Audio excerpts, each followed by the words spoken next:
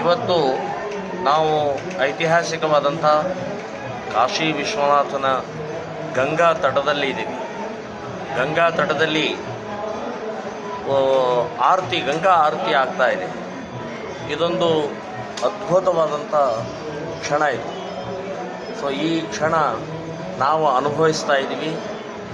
ಎಲ್ಲ ಹಿಂದೂಗಳು ಕೂಡ ಈ ಗಂಗಾ ತಟದಲ್ಲಿ ಗಂಗಾ ಆರತಿ ಕಣ್ಣು ತುಂಬ ನೋಡಿಕೊಂಡು ಧನ್ಯರಾಗಬೇಕು ಅಂತನ್ನುವಂಥದ್ದು ಈ ಸಂದರ್ಭದಲ್ಲಿ ಎಲ್ಲ ಹಿಂದೂಗಳಿಗೆ ನಾನು ವಿನಂತಿಯನ್ನು ಮಾಡ್ತಾ ಇದ್ದೇನೆ.